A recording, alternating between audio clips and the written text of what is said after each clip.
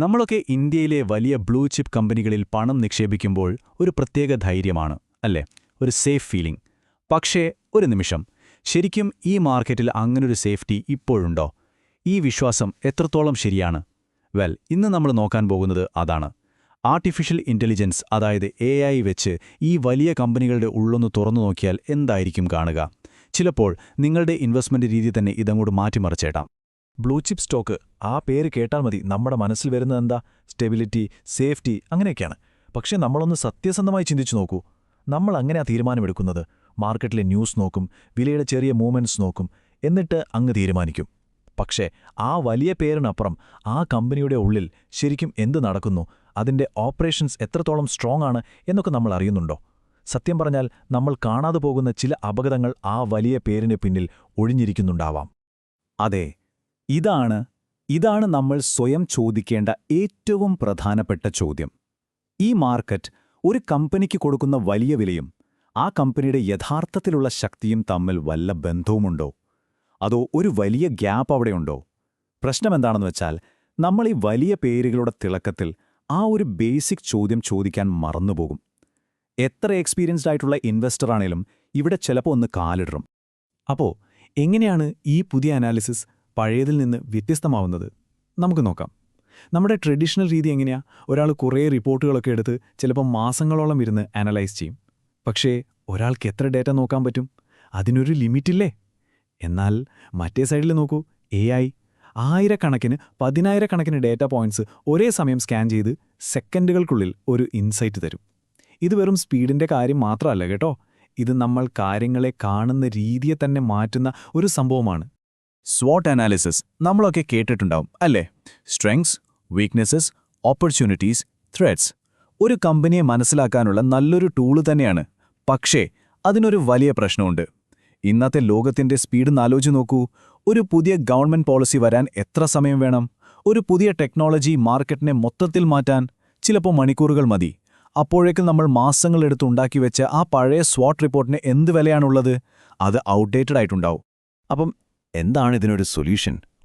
അവിടെയാണ് AI alpha gap എന്നൊരു concept വരുന്നത്. ഇത് വെറുമൊരു ടെക്നിക്കൽ വാക്കൊന്നല്ല. സിമ്പിളായി പറഞ്ഞാൽ, സ്റ്റോക്ക് പ്രൈസ് ഇങ്ങനെ മുകളിലോട്ടും താഴോട്ടും പോകുന്നത് നോക്കിയിരിക്കുന്നതിന് പകരം ഒരു കമ്പനിയുടെ ഉള്ളിലേക്ക്, അതിൻ്റെ അകത്തേക്ക് ആഴത്തിൽ ഇറങ്ങിച്ചെന്ന് അതിൻ്റെ റിയൽ സ്ട്രെങ്ത് എന്താണെന്ന് കണ്ടുപിടിക്കുന്ന ഒരു പുതിയ രീതിയാണിത്. ഇത് ഒന്നുകൂടി സിമ്പിളാക്കാം. മാർക്കറ്റിലെ ഭൂരിഭാഗം പേരും കാണാത്ത അല്ലെങ്കിൽ ശ്രദ്ധിക്കാത്ത കാര്യങ്ങൾ, ചിലപ്പോൾ അതൊരു ഓപ്പർച്യൂണിറ്റി ആവാം, അല്ലെങ്കിൽ ഒരു വലിയ റിസ്ക് ആവാം. ഇത് AI വെച്ച് കണ്ടുപിടിക്കുക.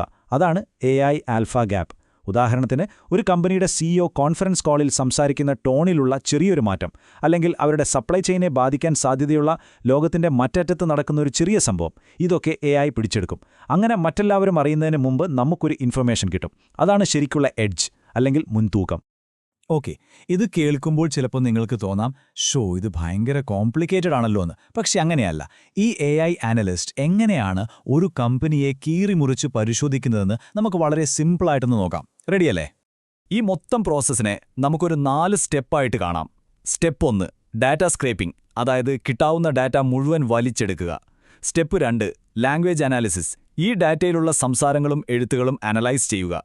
സ്റ്റെപ്പ് 3, ത്രെഡ് സിമുലേഷൻ, അതായത് ഭാവിയിൽ വരാൻ സാധ്യതയുള്ള പ്രശ്നങ്ങളെ ഉണ്ടാക്കി നോക്കുക. പിന്നെ സ്റ്റെപ്പ് 4, ഓപ്പർച്യൂണിറ്റി മാപ്പിംഗ്, പുതിയ അവസരങ്ങൾ എവിടെയാണെന്ന് കണ്ടെത്തുക. അപ്പോൾ നമുക്ക് ഈ ഓരോ സ്റ്റെപ്പിലേക്കും ഒന്ന് കയറി നോക്കിയാലോ? അപ്പോൾ ആദ്യത്തെ സ്റ്റെപ്പ് ഡാറ്റ ശേഖരണം. ഇത് വെറും സാമ്പത്തിക റിപ്പോർട്ട് എടുക്കുന്ന പരിപാടിയല്ല.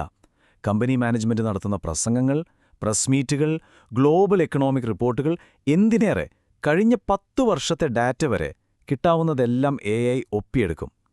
ഒന്ന് ചിന്തിച്ചു നോക്കും, ഒരു മനുഷ്യന് ലൈഫ് ടൈം മുഴുവൻ ഇരുന്നാലും തീർക്കാൻ പറ്റാത്ത അത്രയും ഡാറ്റയാണത് പാറ്റേണുകൾ കണ്ടുപിടിക്കാൻ വേണ്ടി ഉപയോഗിക്കുന്നത്.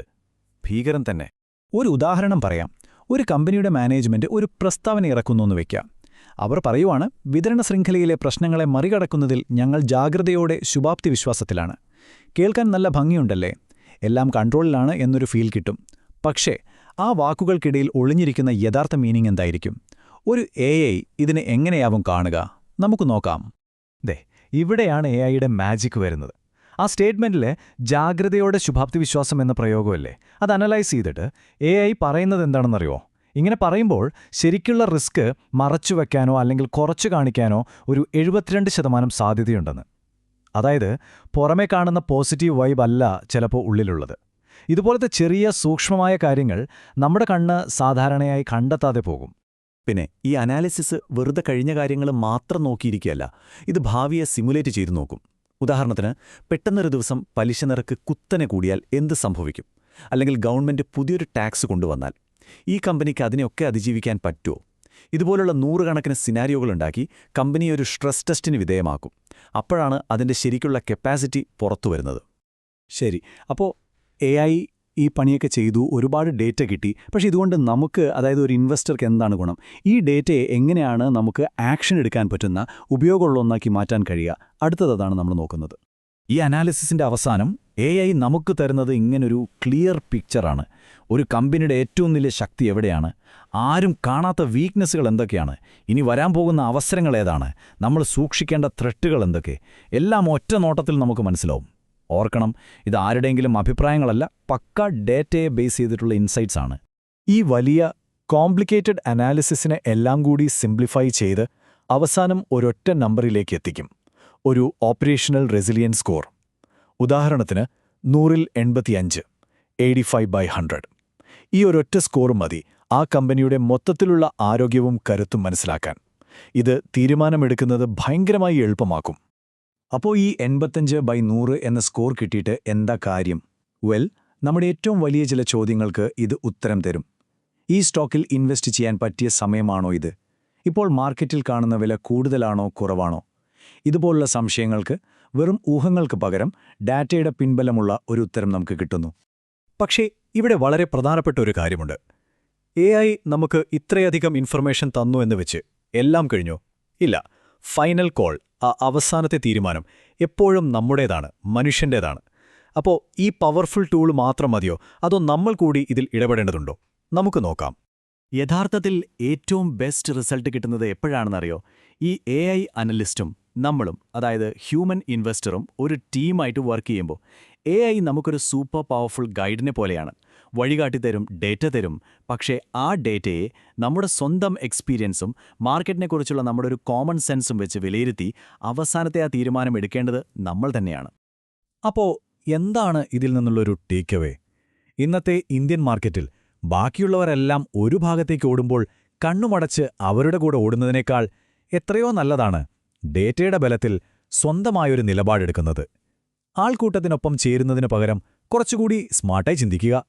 അപ്പോൾ അവസാനം നമ്മൾ ഈയൊരു ചോദ്യത്തിലാണ് എത്തുന്നത്. AI നമുക്ക് പോകാനുള്ള വഴിയുടെ ഏറ്റവും പെർഫെക്റ്റായൊരു മാപ്പ് തരുന്നു. പക്ഷേ ആ വണ്ടിയുടെ ഡ്രൈവിംഗ് സീറ്റിൽ ആരാണിരിക്കേണ്ടത്? മനുഷ്യന്റെ ഇൻറ്റ്യൂഷനും എക്സ്പീരിയൻസുമാണോ, അതോ അൽഗോരിതത്തിന്റെ പക്കാ ലോജിക്കോ? ചിലപ്പോൾ ഇതിന്റെ ശരിയായ ഉത്തരമെന്ന് പറയുന്നത് ഇവർ രണ്ടുപേരും ഒരുമിച്ചു പോകുന്നൊരു യാത്രയായിരിക്കും. എന്താ നിങ്ങളുടെ അഭിപ്രായം? ഒന്ന് ചിന്തിച്ചു നോക്കൂ.